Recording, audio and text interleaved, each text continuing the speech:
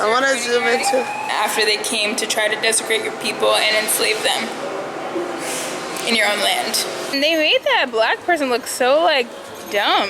And now the indigenous ruler is involved with the downtrodden experience of his people.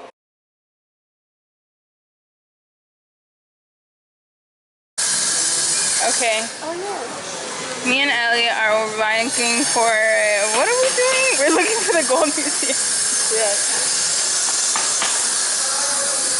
So essentially there's a protest on the path towards Palenque, so we have to wait until the protest is over. Hola. And yeah, so now we're stuck here for many more hours than we thought. We were supposed to leave at 11 and now it's 2 or something. So we're looking for the gold museum and we're walking through the historic center. And it's really beautiful here and colonial. Ellie and I were talking last night about, like, you know, what beauties in the colony's, you know, wake. In the path that the colony left behind all this really beautiful architecture. Like, what does that really mean? You know what I mean? It means death, genocide, destruction, enslavement. Right. But it's really pretty. There's a big truck behind us.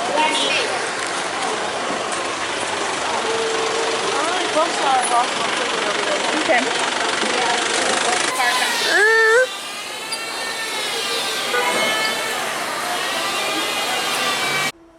Welcome to the Museo del Oro Zenu, the gold museum in Cartagena's historic district.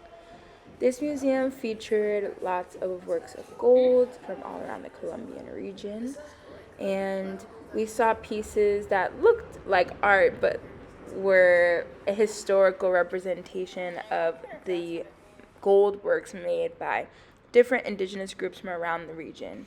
What I loved about this exhibition was that we saw functional pieces, we saw sacred items, things used for funerals, and also decorative pieces as well. So it gave us a vision of the different things people were making in pre-Columbian Colombia.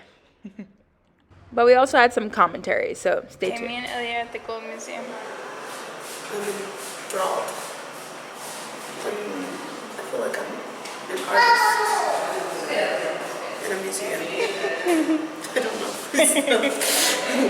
It's very interesting because they use the gold to be like an indigenous history thing. It's like a vehicle that they use to talk about indigenous history or pre-Columbian history of Colombia. And this museum, interestingly enough, has stuff from all over the Colombian region. So it has stuff from the Caribbean coast, the Pacific coast, different regions. So we get to learn a little bit about the history of the different cultures and things that they valued, things that were sacred, but also it's interesting because it's like only representing them in forms of gold art things.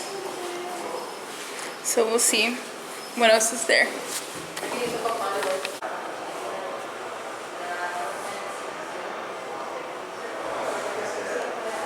So we can see that Colombia has this Atlantic. Oh, I can't even see my own finger. Where am I? We have the Atlantic/Caribbean coast. Stops at Panama. I don't know where the canal is, but it's somewhere over here. Then it goes from here. This is the Pacific coast of Colombia. So Cali is over here. That's where we are staying. Cali, and now we're all the way up here, showing us all of the different gold work that happened pre-Columbian in this region, all over the country. Like, this is a very mineral-rich country, clearly.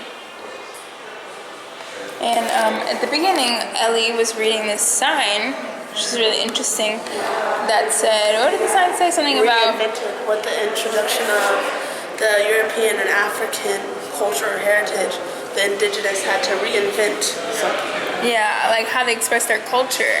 And it's interesting, even in this museum, like we're not seeing like what are indigenous people representing themselves in here, or is this like a historical, like they disappeared representation of the people who created these works of gold that don't really get to control like what is being taught or explained about their own heritage and culture as people who were in Colombia before it became Colombia.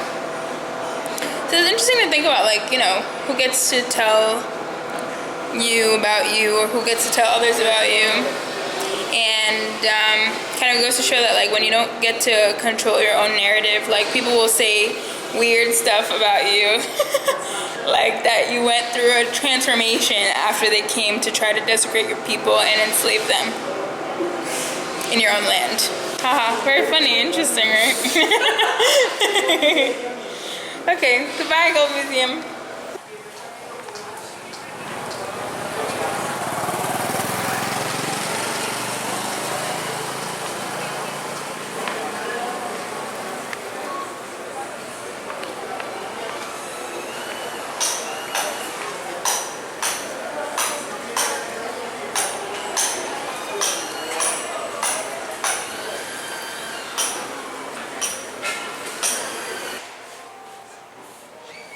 Estamos haciendo videos para hacer TikToks.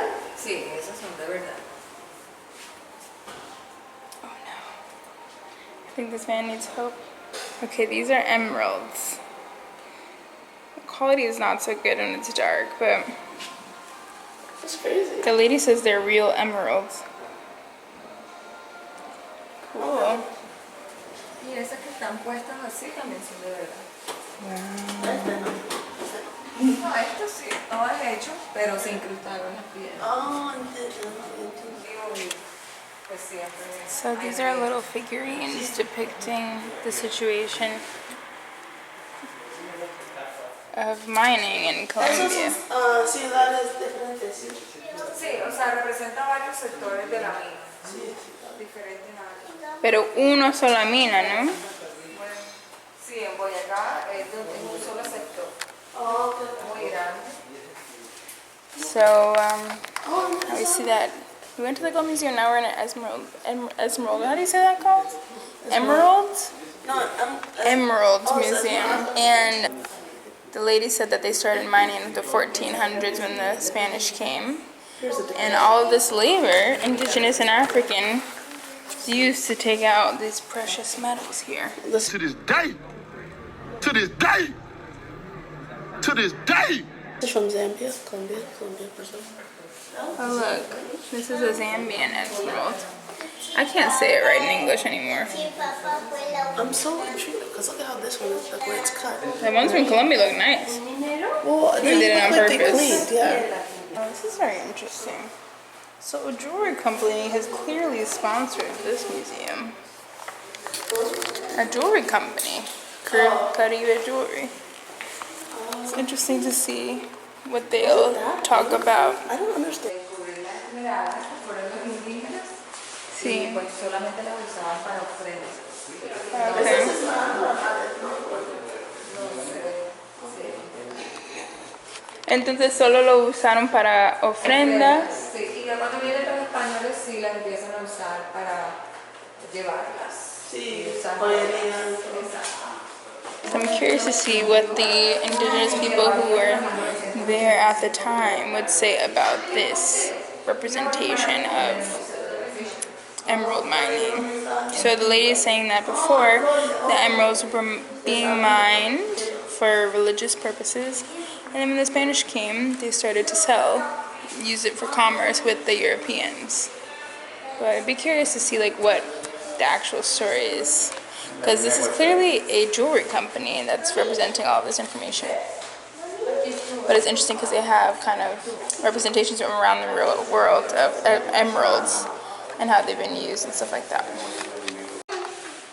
So this is a representation of how the indigenous people who were living in, I think, Ecuador at the time were interacting with a emerald goddess, and they would bring small emeralds as a tribute to her. So this is their representation of that. Interesting. This is another representation of indigenous folks and their spiritual practices around their deities and the natural resources they use to venerate those folks. This is clearly pure gold right here, okay? And then we have some emeralds below. I'm not really sure if this is water or what. It says Ceremonia de El Dorado. Ceremony of the Gold One. Interesting. See what they say about you when they tell your story. Right? Interesting. Hi guys, I just wanted to interrupt for a second because I was editing and thinking about how the dioramas that we saw really make you feel like the representation looks at these indigenous people as like really simple or maybe like childlike or paganish. Like it doesn't give any context to the spiritual connotations that are held with the emeralds, which I thought was really strange. What do you guys think? I'm curious. They're showing from different cultures like what the situation is with the emeralds and different precious rocks and metals that Europeans found to be like wealth oriented and indigenous people use for other reasons. And jaguar or crocodile, it's unsure, found in Panama.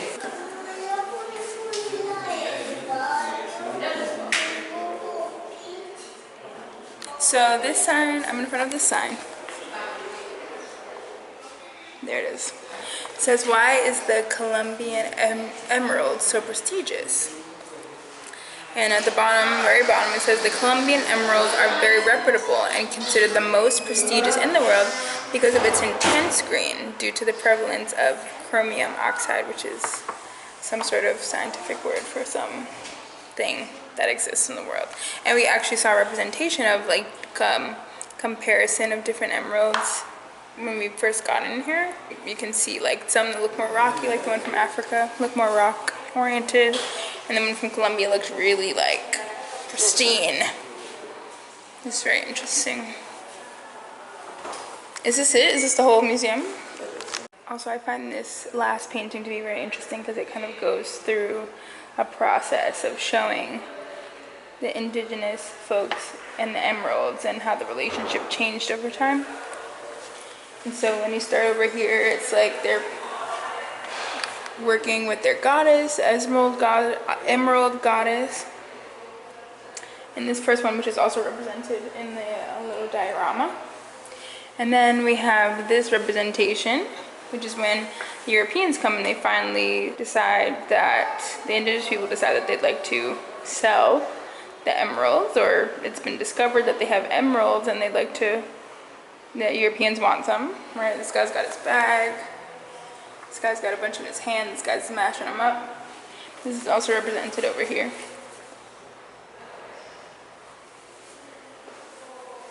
Now look, so this is an encounter in Ecuador. And then you'll see later that they're like, you know, selling.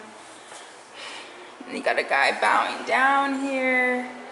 You got a guy that's fighting and fire is happening. Somebody's falling off of a horse. There's war happening over this stuff. And then you see all these things, tribute, right? Like these sacred items now being offered for sale. And now the indigenous ruler, this man here, is involved with the downtrodden experience of his people.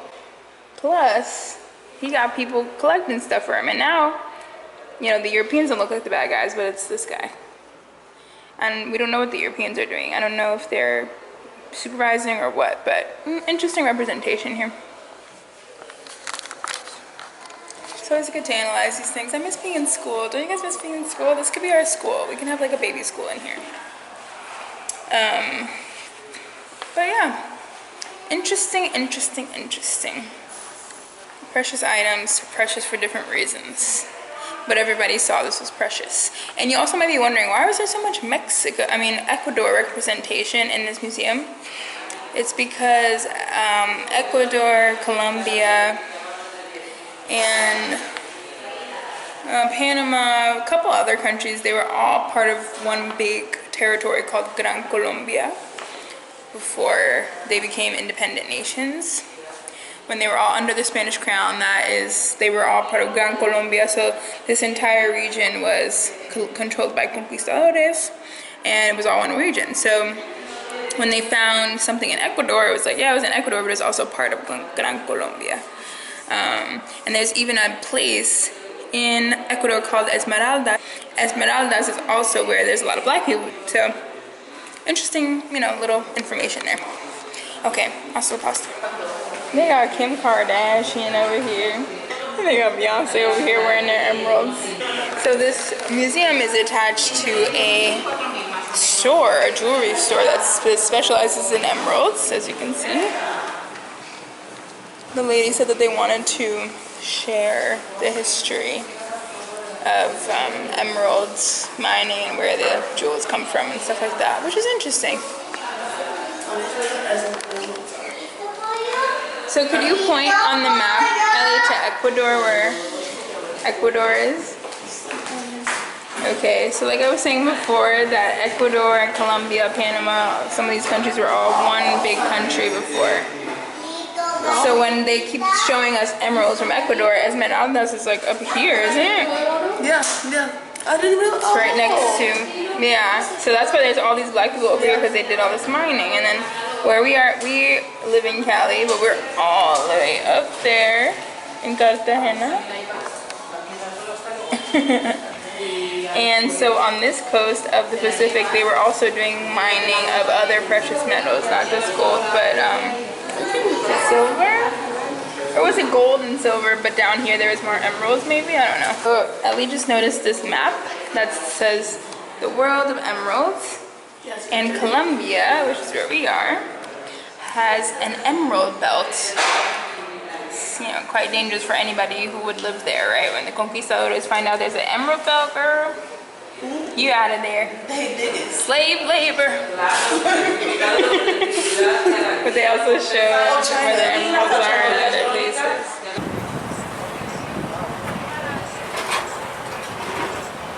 So we walked past this yesterday, but it was dark, so we didn't come too close. But it's an interesting statue of a priest and someone who we assume to be an African. Maybe an enslaved person, back when slavery was still a thing in Cartagena. And they made that black person look so, dumb.